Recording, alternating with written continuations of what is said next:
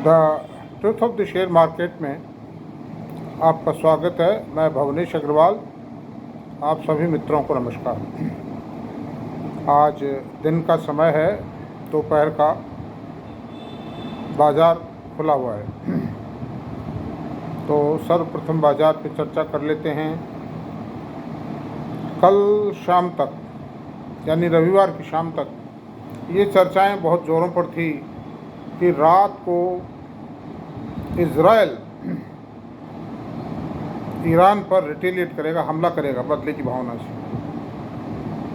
और ईरान भी कह रहा था कि हम और हमला करेंगे। कुछ यूके के प्रधानमंत्री के भी स्टेटमेंट आए कि हमने ईरान के जो ड्रोन थे, मिसाइल थी, उनको हमने भी नष्ट कर दिया है। सो गए हम भी रात को, ठीक है, मैं देखेंगे सुबह। और ये डर था कि बाज़ार बहुत कमज़ोर खुलेगा, क्योंकि ठीक है, भारत का वैसे कोई संबंध नहीं है, India is neutral in this matter. लेकिन उसके बावजूद भी देखिए, कुछ न कुछ तो एक जियोपॉलिटिकल सिचुएशन से कुछ न कुछ फियर क्रिएट होता है। कोई क्रूड ऑयल के दाम तेज होंगे और कई रास्ते रुक जाएंगे, कहीं भी कुछ भी हो सकता है ना। तो अंडर दिस सर्कमस्टेंसेस मैं समझता हूँ आज जब बाज़ार खुले, बाज़ार सुबह शुरू हुए, टेलीविज़न वगैरह चालू हुए और ये तो ये पाया गया कि भाई इजराइल ने कोई हमला नहीं किया। ना इजराइल ने हमला किया, ना ईरान ने किया। और ईरान ने कह दिया है कि हमको जो बदला लेना था वो ले लिया, हम कोई हमला नहीं करें। तो वो स्थिति स्टैंड स्टिल रह गई है। और बाज़ार खुले, बाज़ार बहुत गिरावट के साथ खुले। 750 पॉइंट माइनस में थे बाज़ार, लेकिन बाज़ारों में रिकवरी आई है। और ये जो अभी जो गिरावट है इस वक्त 450 पॉइंट सेंसेक्स गिरा हुआ है, ये कोई पैनिक की गिरावट नहीं है। It's a routine fall, it's a routine downfall. इसलिए कोई चिंता की बात नहीं है। जो शेयर गिरे थे सुबह वो रिकवर कर गए, बहुत कुछ मामूली गिरावट है, कोई खास बात नहीं। अब हम ये चर्चा कर लेते हैं कि मैं उस दिन आज के 2-3 वीडियो के पहले डाइवर्सिफाइड कंपनियों के ऊपर चर्चा कर रहे थे और L&T पर चर्चा कर चुके थे, रिलायंस पे चर्चा कर रहे थे। अब रिलायंस के ऊपर चर्चा करते हैं। तो रिलायंस पर जब हम आते हैं तो रिलायंस एक बहुत पुरानी, तो ज़्यादा पुरानी नहीं है। इस रिलायंस का जन्म हुआ था सन 1972-73 के आसपास। और ये शुरू में इसने कपड़े के कारखाने लगाए, कुछ सिक यूनिट्स को खरीदी, टाटा बिरला की सिक यूनिट्स को खरीदी इसने। और उसके बाद बढ़ते बढ़ते पॉलिएस्टर फाइबर के प्लांट लगाए, polyester fibre poly condensation chips के प्लांट लगाए, जो कि इसका रॉ मटेरियल फाइबर का। उसके बाद में पेट्रोकेमिकल के प्लांट डाले, पॉलिएस्टर के प्लांट डाले, और साहब जो है कि आपके पीवीसी के प्लांट डाले, एलडीपी के डाले, एचडीपी के डाले। और पॉलिएस्टर का जो रॉ मटेरियल है, पीटी और मैक, मोनो एथाइलिन ग्लाइकोल, और TPA, terephthalic purified PTA, purified terephthalic acid, both these things are raw material of the polyester. उसके भी प्लांट डाले, यानी पेट्रोकेमिकल में प्रवेश कर गई। और उसके बाद में पेट्रोलियम में आई ये कंपनी। इसने पन्ना और मुक्ता के ऑयल फील्ड्स खरीदे। उसके बाद में ये KG-D6 में गई, फिर पेट्रोलियम रिफाइनरी लगाई इसने बहुत बड़ी। और आज जो टेलीकॉम में एंट्री ली, पहले ही ले ली थी अनिल अंबानी जब शामिल थे अपने फादर के धीरू भाई के जीते जी। ये देखिए आप, टेलीकॉम में गए और फिर रिटेल में गए, NBFC में गए। रिलायंस कैपिटल नामक जो कंपनी थी वो इनकी थी, मतलब वो अलग हुए, दोनों भाई तो अलग हो गई थी। और रिलायंस कैपिटल में आप देखिए दुनिया भर का फाइनेंशियल एक्टिविटीज़ थी, लेकिन खैर वो समय की बात है। अनिल भाई के अलग होने के बाद में वो सब बर्बाद हो गई। और मुकेश अंबानी ने अब नए सिरे से एक जियो फाइनेंशियल सर्विसेज के नाम से नई कंपनी डाली है। टेलीकॉम का नया बिजनेस रिलायंस जियो का शुरू किया है, रिटेल का बिजनेस शुरू किया है। और ये भारत के सबसे बड़ी टेलीकॉम कंपनी है, सबसे बड़ी रिटेल कंपनी है, और सबसे बड़ी, दुनिया की सबसे बड़ी रिफाइनरी है एक सिंगल लोकेशन के ऊपर। और दुनिया भर के पेट्रोकेमिकल प्लांट्स है। इन्होंने, भारत सरकार का उपक्रम था इंडियन पेट्रोकेमिकल, उसको खरीदा। और धीरू भाई के जो जलवे थे, जो चर्चे थे, वो तो भारत शेयर बाज़ारों में सदैव जिंदे रहेंगे। धीरू भाई ने हमेशा भारत के शेयर बाज़ारों को एक नई दिशा दी और लोगों को शेयर बाज़ार से जोड़ा। मतलब भाई ये कोई रिकमेंडेशन मत मान लेना आप रिलायंस को, मेरी तरफ से ऐसा नहीं, मैं भविष्य की भूत की बातें कर रहा हूँ। Past, I am talking about the past, I am not talking about the future. कोई क्या होगा भविष्य में मुझे कुछ नहीं पता नहीं। तो सवाल ये था कि इन्होंने बहुत बड़ा ऑर्गेनाइजेशन खड़ा कर दिया इन ए सिंगल कंपनी, और करते करते करते करते आज करीब 75-80 हज़ार करोड़ रुपए साल के प्रॉफिट पे पहुंचा दिया। और रिलायंस रिटेल में और रिलायंस जियो में दुनिया की जानी मानी कंपनियों ने इन्वेस्टमेंट किया है, ज़बरदस्त लाखों करोड़ रुपए लगाया है। तो ये स्वरूप है। और इसका जो मैनेजमेंट है बहुत डायनेमिक है, प्रोडक्ट डायनेमिक है, प्रोडक्ट एंड सर्विसेज सब डायनेमिक है, आगे बढ़ रहे हैं। और अल्टरनेट एनर्जी का 75,000 करोड़ का प्रोजेक्ट लगा रहे हैं। वो सक्सेस होगा फेल होगा मुझे कुछ पता नहीं, but the project is good.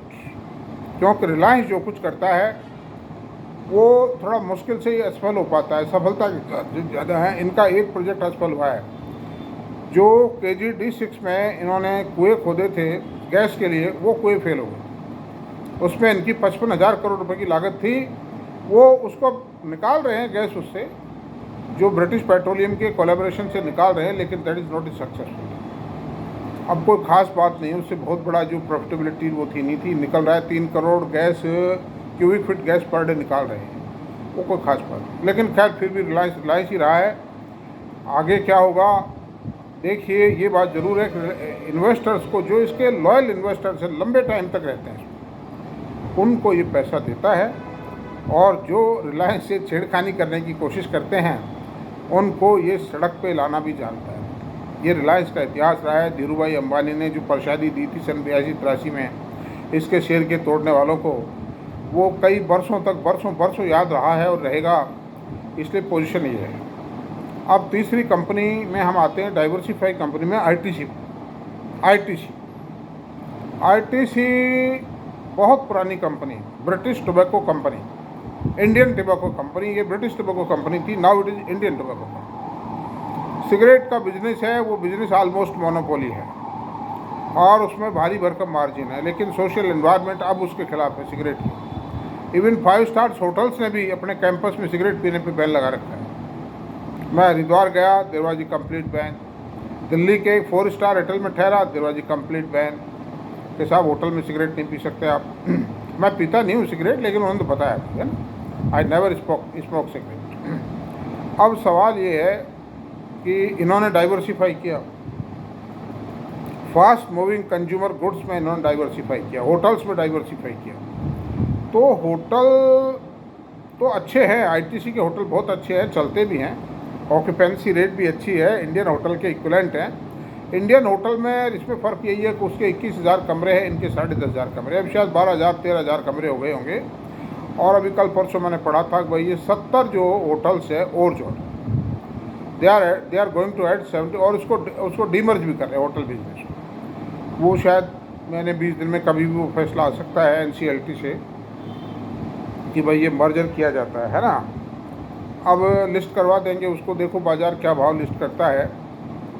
और एफएमसीजी का जो बिज़नेस है उसमें क्या है कि that is not a lucrative business. वो दिखाई तो देता है कि साहब बिस्कुट बेचते हैं, ये साहब दाल फ्राई भी बेचते हैं पैक, आप 2 महीने बाद काम में लीजिए, कोई दिक्कत नहीं है उसको। और कई तरह के मतलब ये चीज़ें बेच रहे हैं, लेकिन उसमें जो मेजर टर्नओवर है वो आटे का है। And floor is not a profitable item, that is a very competitive item. Local manufacturer and several other manufacturers are there in the field and they are competitive, keen cut throat competition. कोई profit नहीं है। और इसका अगर करीब 45% हिस्सा है total turnover में इसका, एफएमसीजी जो डिवीज़न है उसका 3-4% के मार्जिन पे धंधा करते हैं, 3-4% के मार्जिन पे धंधा है, that is not a good business. और अफसोस की बात यह है कि आईटीसी जैसा मैनेजमेंट, ये कोई बड़े एफएमसीजी में कोई बड़े प्रोजेक्ट नहीं ला पाया जिनके अंदर भारी ग्रोथ, बड़ा ज़बरदस्त ग्रोथ आवे मास लेवल पे, जैसे नेस्ले लेके आए साहब, है कि नहीं। नेस्ले लाया, हिंदुस्तान लीवर लाया, तो वो दैट इज़ नॉट गुड, मतलब अच्छा कोई नहीं कर पाए अभी तक उसमें ये। और मेरी नज़र में ये जो मैनेजमेंट है ये ऑनेस्ट मैनेजमेंट है, एक अच्छा मैनेजमेंट रहा है, लेकिन सुस्त मैनेजमेंट कहना पड़ेगा, लेजीनेस है, एग्रेसिवनेस नहीं है मैनेजमेंट में। और मेरे पास काफ़ी शेयर थे, मैंने 340 रुपये में बेच दिए थे, मैं आपको पर्सनल बात बता रहा हूँ मेरी। और मैंने उसको बेचकर वॉरेन ब्रेवरीज खरीद ली। भाई रिकमेंडेशन मत मानना, इसको कुछ नहीं, मैं फैक्ट जो गया गुजरा हुआ समय वो बता रहा हूँ, मैं आगे कुछ नहीं कह रहा। तो मेरे फैमिली मेम्बर्स ने भी कहा और जो फ्रेंड्स थे उन्होंने भी कहा कि यार भवनी जी ये करवाया आपने तो गलत कर दिया आपने। मैं कहा तुम देखो, समय का इंतजार करो। और फिर तकदीर की बात देखिए, वॉरेन ब्रेवरी का शेयर भी गिर गया, खरीदने के बाद 150 रुपये गिर गया। तो उन्होंने कहा देखो हम सही कहते थे। अरे यार 5 दिन हुए, थोड़ा सा तो ठहरो। मैंने कहा यार इंतजार करो। तो नतीजा ये रहा कि जैसे जैसे आईटीसी ऊपर जाता मुझे कहता है देखो हमने कही थी ना आपने गलती करी। अरे भाई थोड़ा वेट करो यार, तो थोड़ा इंतजार करो। तो इंतज़ार का परिणाम ये रहा कि वरुण ब्रेवरी का शेयर तो हो गया मोर देन 2 टाइम।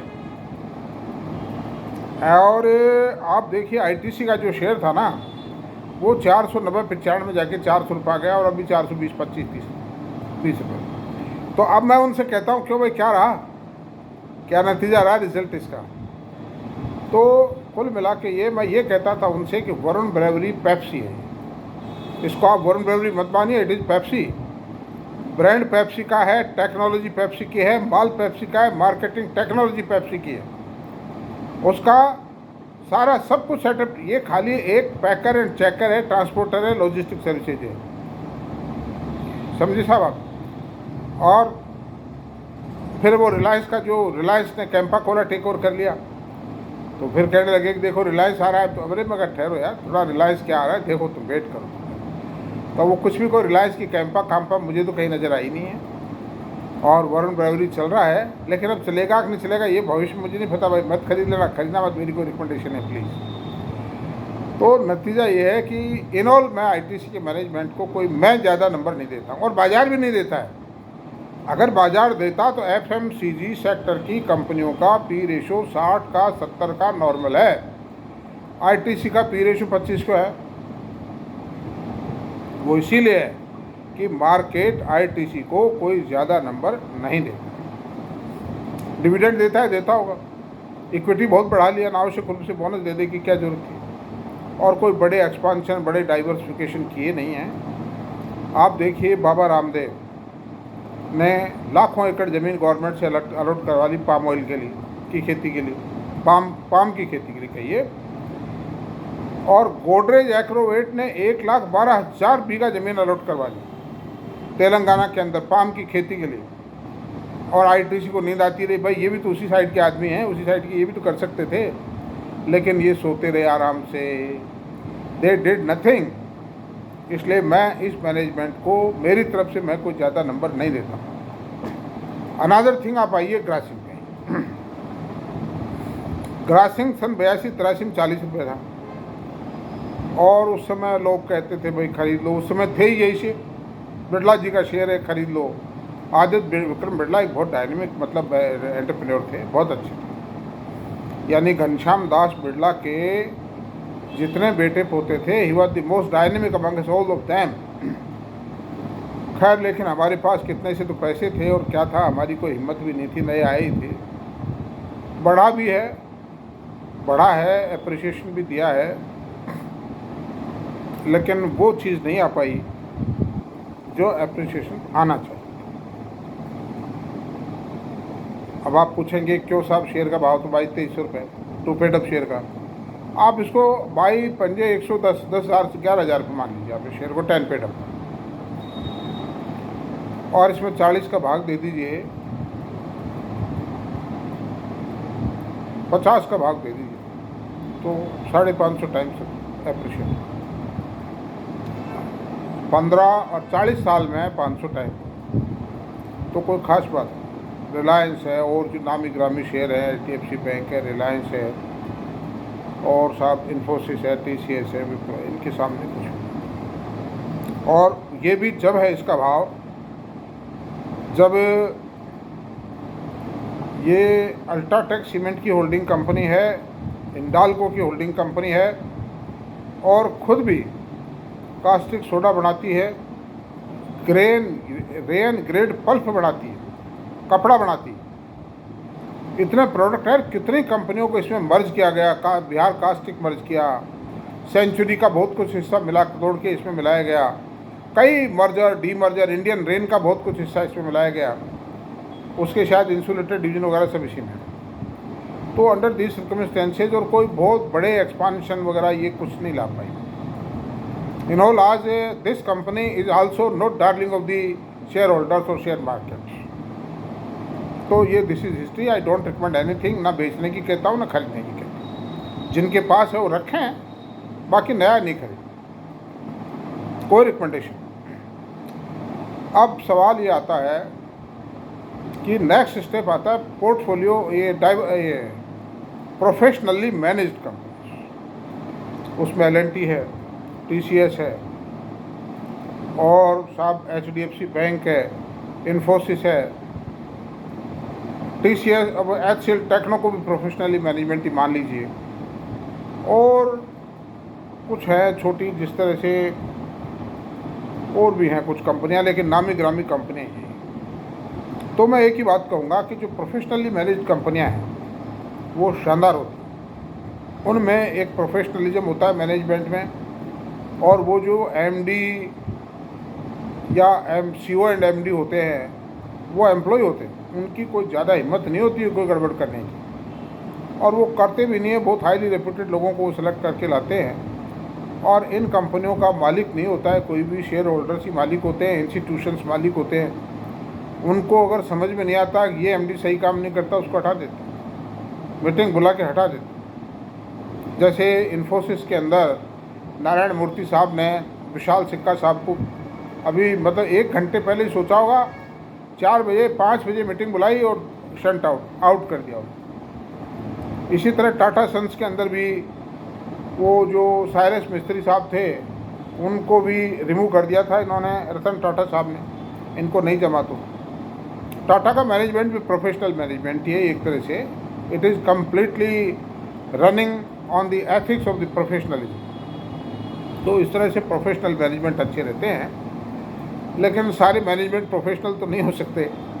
जो इंडिया का जो बिजनेस हेरिटेज है वो ज़्यादातर मारवाड़ियों के हाथ में था, तो वो कंपनियां चली आ रही हैं। मतलब अब वो नहीं भी प्रमोट करते हैं तो वो इक्विटी ज़्यादा होल्ड करते हैं उसमें, तो इसलिए खैर। अब सवाल ये उठता है भाई कि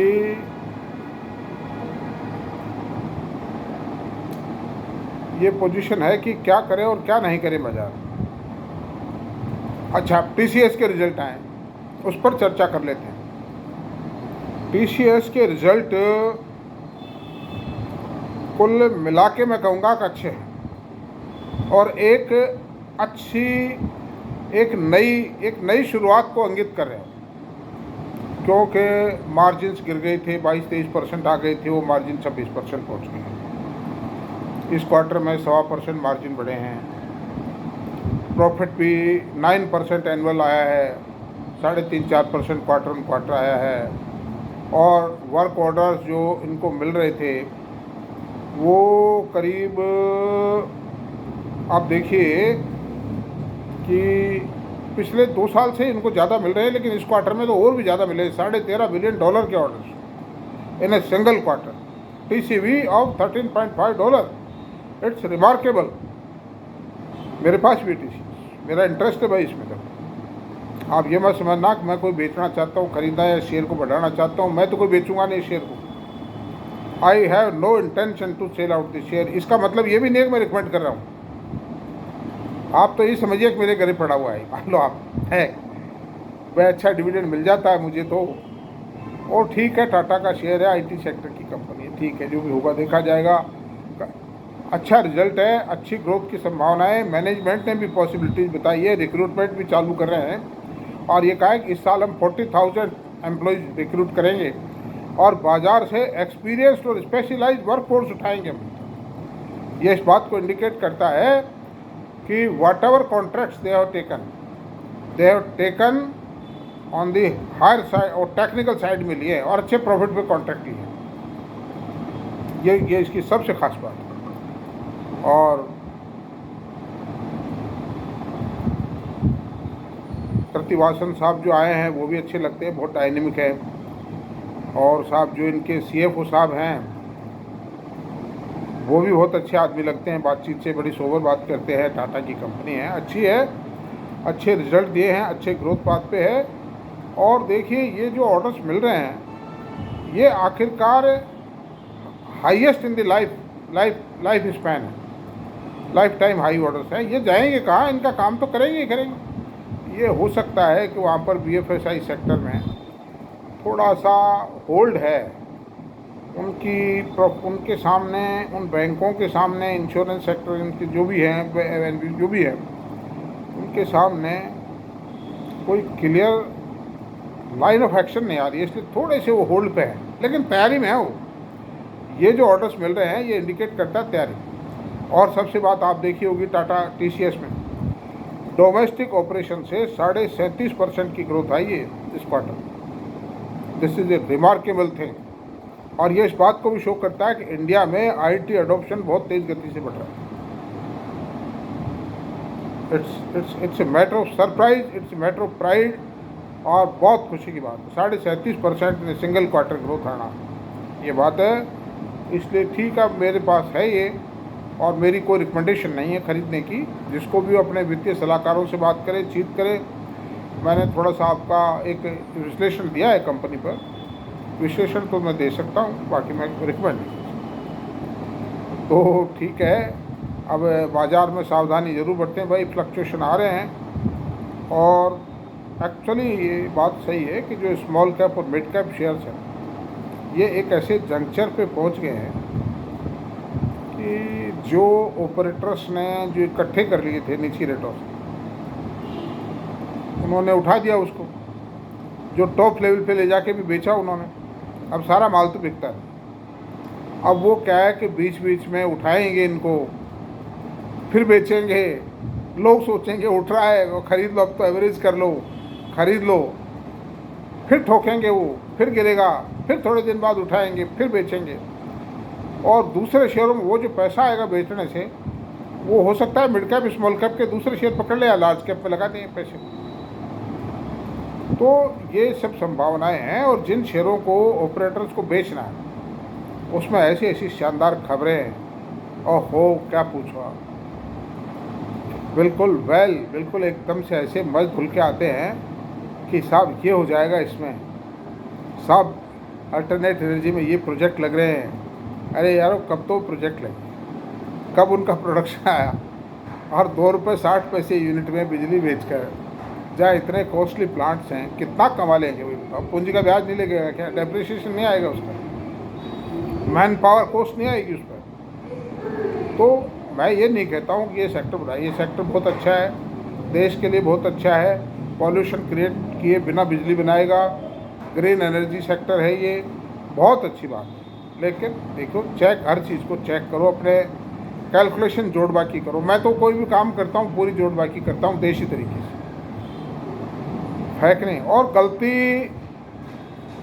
रिस्क रिवार्ड को हमेशा कैलकुलेट की कि कितना तो नुकसान हो सकता है, कितना फ़ायदा हो सकता है इसमें। तो अब आप इतना ही रहने देते हैं इसको आज तो। और आपको मेरा वीडियो पसंद आया तो प्लीज़ सब्सक्राइब करें, लाइक करें, शेयर करें, कमेंट करें, कर दिया करो। थोड़ा बहुत आपका क्या बिगड़ता है, मेरा मनोबल बढ़ा रहेगा। हाँ भाई, मेरे वीडियो को लोग देख रहे हैं और मैं तो फ्री सिखा रहा हूँ। आपने अगर MBA नहीं किया इसमें, जिन लोगों ने MBA फाइनेंस नहीं है, चार्टर्ड अकाउंटेंट्स नहीं है, जो लोग CFA नहीं हैं, जो लोगों ने कैपिटल मार्केट में MBA नहीं किया, या जिनके पास अनुभव नहीं है, जिनका कोई पेरेंटल बेस नहीं है, बैकग्राउंड नहीं है शेयर बाज़ार की, मैं फ्री सिखा रहा हूँ भाई, सीख लो, काम आएगा ये। मैं आपको आत्मनिर्भर बनाना चाहता हूँ, आप किसी के हाथ की कठपुतली ना बने, ताकि आप खुद निर्णय लेने के सक्षम हो सकें, इसलिए मैं कर रहा हूँ। तो प्लीज़ चलाते रहिए, आप और हमारा सबका मेल चलता रहेगा। और कोई भी बात पूछनी हो आप पूछ लें मुझसे, please send your question, I will reply that, कोई दिक्कत नहीं। थैंक यू वेरी मच, कल मिलते हैं।